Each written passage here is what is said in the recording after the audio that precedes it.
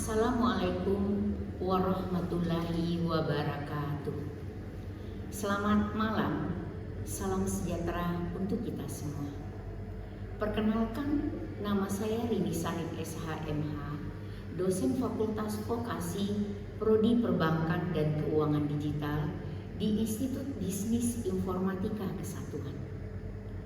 Pada kesempatan ini, saya akan membahas terkait salah satu mata kuliah yang saya ampu, yaitu Hukum dan Regulasi Perbankan Digital, dengan pokok bahasannya Hukum Perikatan. Pada proses penyampaian materi saya, menguraikan dengan metode interaction dan assessment yang berfokus pada delivery, pada student standard learning, blended learning, dan diskusi kelompok, serta studi kasus. Video ini dibuat untuk memenuhi salah satu persyaratan sertifikasi dosen tahun 2026, yaitu pernyataan diri dosen dalam unjuk kinerja Tridharma Perguruan Tinggi atau disingkat PDD UKTP, khusus pada aspek pengajaran mata kuliah hukum dan regulasi perbankan digital. Mata kuliah ini merupakan mata kuliah wajib bagi mahasiswa semester 1 pada program studi Perbankan dan Keuangan Digital Fakultas Vokasi Institut Bisnis Informatika Kesatuan. Mata kuliah ini memiliki bobot 2 SKS selama 1 semester dengan teori dan asesmen selama pembelajarannya. Pada pertemuan kali ini, saya akan membahas materi tentang hukum perikatan dengan sub pokok bahasan antara lain: 1. Perihal hukum perikatan, 2. Sumber-sumber hukum perikatan, 3. Azas-azas hukum perikatan, 4. Macam-macam hukum perikatan, 5. Perikatan yang lahir dari perjanjian pasal 1320 KUH Perdata, yang keenam perihal resiko, wan prestasi, dan keadaan memaksa. Yang ketujuh, macam-macam perjanjian, khususnya perjanjian yang sering ditemukan dalam masyarakat. Yang kedelapan, hapusnya perikatan. Materi hukum perikatan bertujuan untuk membekali mahasiswa dengan pengetahuan dan konsep dasar tentang sistem hukum perikatan serta implementasinya dalam berbagai konteks di bidang perikatan, serta tidak lepas dari prinsip keadilan, kemanfaatan, dan kepastian hukum. Adapun capaian pembelajaran atau CPL, program studi perbankan dan keuangan digital, yang dibebankan untuk materi hukum dan regulasi perbankan digital ini diantaranya: 1. Memiliki penguasaan konsep teoritis dan berkarakter. Yang kedua, mampu menerapkan pemikiran logis, kritis, inovatif, bermutu, terukur dalam kehidupan bermasyarakat. Yang ketiga, dapat terwujudnya konsep perbankan dan keuangan di lingkungan kampus. Keempat, memiliki kepekaan sosial serta kepedulian terhadap masyarakat dan lingkungan kampus. 5. Menginternalisasikan nilai, norma, moral, dan etika akademik. Selanjutnya, untuk capaian pembelajaran mata kuliah CPMK pada akhir perkuliahan, yaitu 1. Mampu membahas aspek hukum dan konsep dasar dari norma-norma yang terkandung dalam berbagai aktivitas hukum bisnis. Kedua, mampu menjelaskan hubungan hukum yang timbul sebagai akibat dari suatu perbuatan hukum dalam bidang bisnis yang dengan sengaja diciptakan. Yang ketiga, mampu memaparkan materi yang terkait dengan pengetahuan perikatan, wan prestasi, perikatan yang lahir dari undang-undang, perikatan yang lahir dari perjanjian dan hapusnya perikatan, serta dapat menyelesaikan masalah yang timbul karenanya. 4. Mahasiswa mampu memahami konsep dasar hukum pembuktian dalam sistem hukum Indonesia serta mampu menganalisa kasus tentang pembuktian dalam hukum Indonesia. Adapun referensi yang digunakan dalam mata kuliah ini beragam, tetapi referensi utama yang digunakan mengacu kepada buku pengantar hukum dan regulasi perbankan yang dirancang dan disusun sesuai dengan RPS selama 1 semester ini. Di samping itu masih ada daftar beberapa sumber pustaka pendukung lainnya yang dijadikan referensi pada mata kuliah ini. Berikut sistem pengajaran mata kuliah hukum dan regulasi perbankan ini dilaksanakan secara sinkronus dan asinkronus dengan menggunakan metode pembelajaran aktif yang mengutamakan peran dan keaktifan mahasiswa dalam proses pembelajarannya. Berikut bentuk perkuliahan secara sinkronus yang dilakukan dengan tatap muka di ruangan kelas maupun menggunakan Zoom sebagai tools web conference-nya. Sedangkan untuk perkuliahan secara asinkronus dilakukan dengan menggunakan LMS dan WhatsApp group. Sistem ini sudah siap dilakukan atau diadakan oleh kampus Institut Bisnis Informatika Kesatuan untuk hasil memfasilitasi untuk berdiskusi perihal mata kuliah ini dan mata kuliah lainnya. Memang mengharuskan bekerja secara mandiri atau berkelompok. Pembelajaran mata kuliah hukum dan regulasi perbankan digital ini dilaksanakan selama 16 pekan dengan 7 pekan pemaparan materi dan kuis. Kemudian UTS dilaksanakan pada minggu ke-8. Selanjutnya minggu ke-9 sampai dengan ke-15 pemaparan materi kembali serta dilanjutkan UAS di minggu atau pekan ke-16. Evaluasi pembelajaran mata kuliah hukum dan regulasi perbankan digital ini dapat dilakukan dalam 4 komponen, yaitu kuis, interaktif, penugasan sebanyak beberapa kali, baik individu maupun kelompok dengan rubrik penilaian yang disesuaikan dengan masing-masing, atau jenis tugas dilakukan dengan memberikan soal kepada mahasiswa. Adapun bobot masing-masing komponen untuk mata kuliah hukum dan regulasi perbankan digital ini adalah kehadiran 10%, kuis 10%, tugas 20%, UTS 30%, UAS 30%. Jadi total bobot yang dibebankan untuk mata kuliah ini sebesar 100%. Demikian informasi yang saya sampaikan terkait mata kuliah hukum dan regulasi perbankan digital untuk mahasiswa Fakultas Vokasi Program Studi Perbankan dan Keuangan Digital. Berikut video pembelajaran untuk mata kuliah hukum dan regulasi perbankan digital untuk pertemuan ketiga. Silakan. Bismillahirrahmanirrahim. Assalamualaikum warahmatullahi wabarakatuh. Waalaikumsalam warahmatullahi wabarakatuh. Selamat malam. Salam sejahtera bagi kita semua. Baik, untuk menghemat waktu, kita lanjutkan pertemuan kita sekarang ini, yaitu tentang hukum perikatan. Ya. Apa sih yang dimaksud dengan hukum perikatan itu?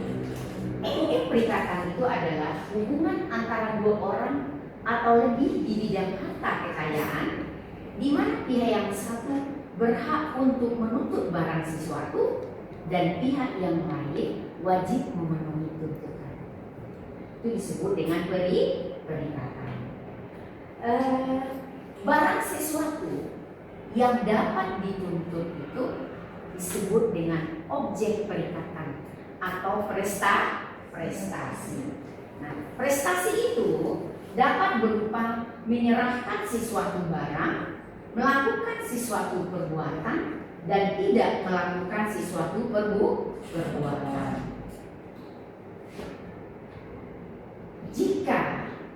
Jika prestasi tidak dapat dipenuhi oleh debitur, maka debitur telah melakukan wan prestasi atau ingkar janji. Wan prestasi itu dapat berupa yang pertama itu sama sekali tidak melakukan suatu prestasi. Yang kedua, melakukan prestasi tapi kualitasnya tidak sesuai dengan yang diperjanjikan. Ya. Melakukan prestasi dengan kualitas yang sesuai dengan yang diperjanjikan, tapi waktunya terlambat. Kita lanjutkan dulu.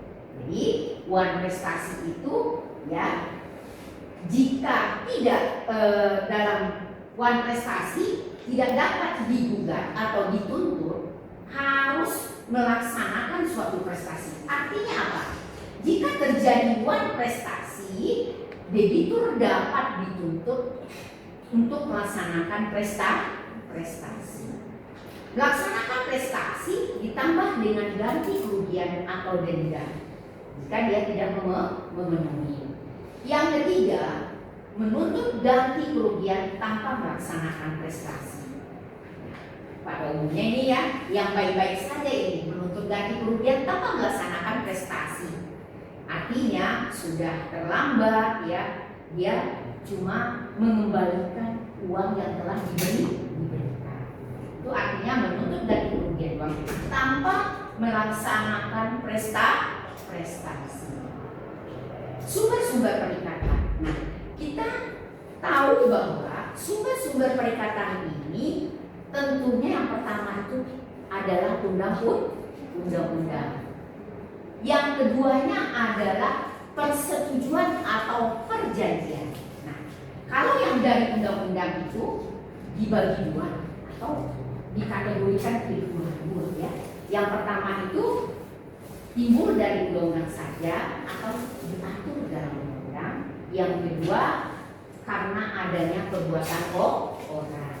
Artinya adanya perbuatan orang itu ada yang diperkenankan oleh hukum, ada yang tidak diperkenankan oleh hukum. Kita tahu semua bahwa yang diperkenankan oleh hukum itu tentu apa?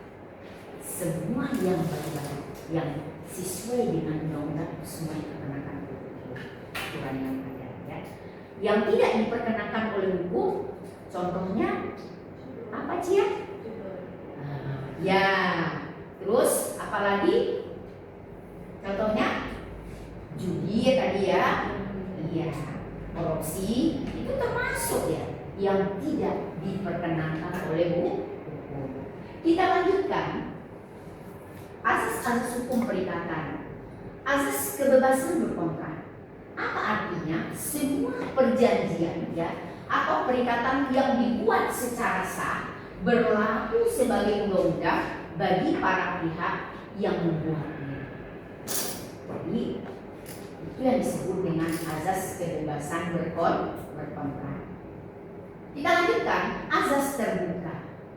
Artinya isi suatu perjanjian atau dapat menyimpang daripada aturan yang ada, artinya atau sepakat antara si kreditur dengan debitur itu sah-sah saja. Ya, itu disebut dengan azas terbuka.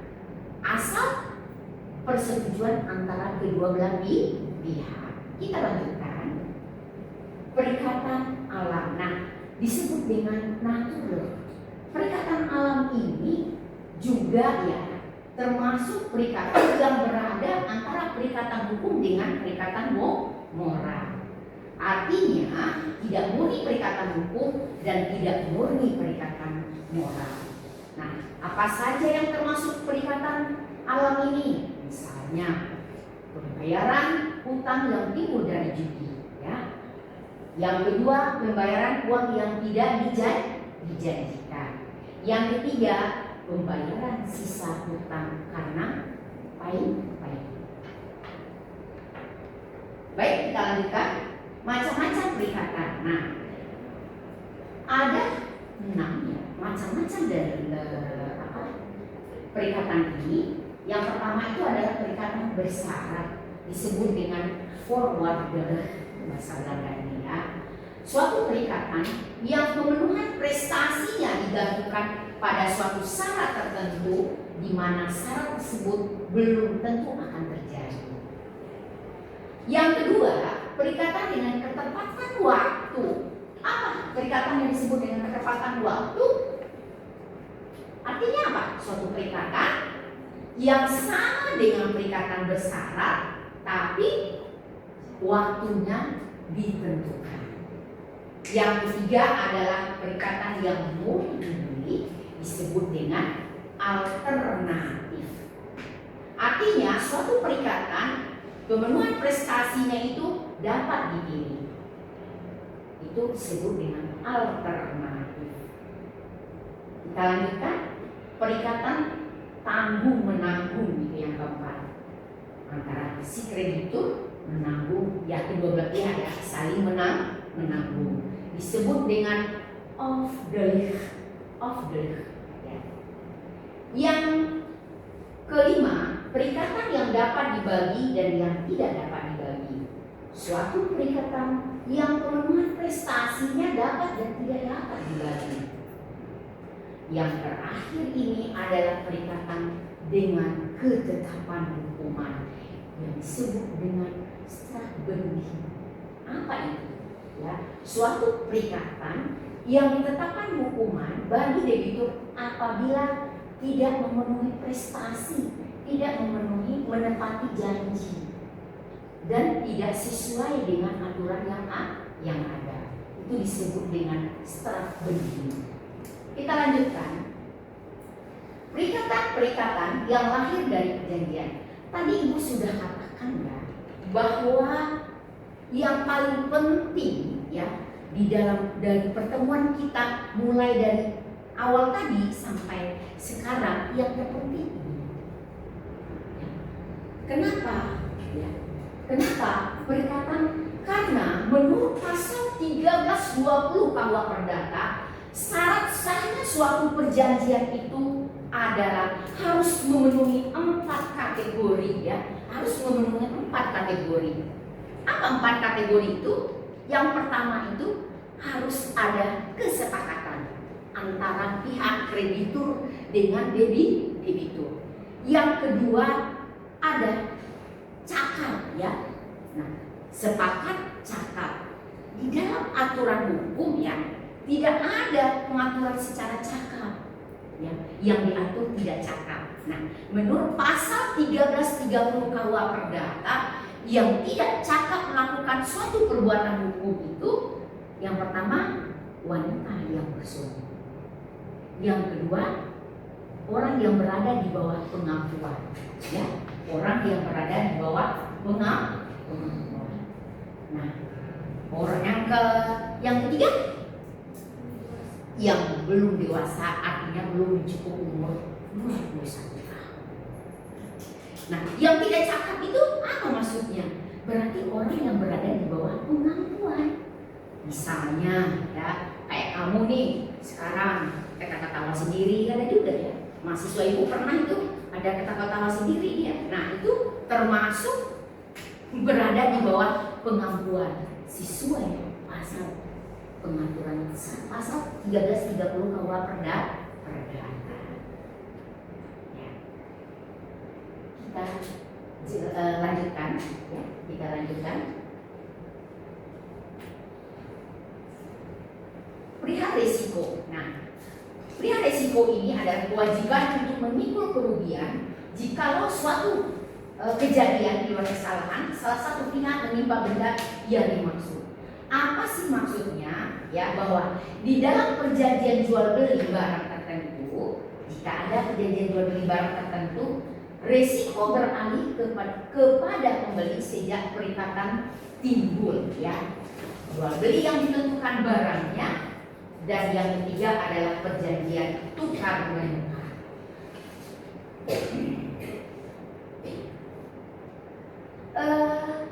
Setelah kita Ibu menjelaskan, memaparkan tentang risiko, kita lanjutkan lagi yaitu mengenai hapusnya suatu perikatan itu.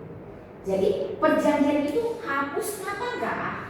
Yang pertama tuh apabila prestasi telah dipenuhi, ya. Yang kedua, penawaran pembayaran dengan penitipan yang disebut dengan konsinyasi. Yang ketiga, pencaturan hutang, pembaruan hutang, pembebasan hutang. Nah, termasuk juga pembatalan suatu perjanjian, ya. Nah, kita cukupkan sampai di sini pertemuan kita tentang perikatan. Ada yang mau bertanya? Ya, silakan Cik. Tadi kan ada itu semua perjanjian dibuat secara sah. Syarat sahnya perjanjian tadi Ibu sudah menjelaskan ya Cik ya.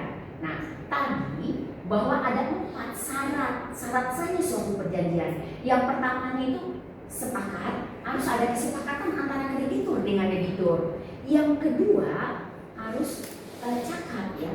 Cakap artinya dalam melakukan suatu perjanjian itu tidak misalnya keterbelakangan. Nah, seperti itu.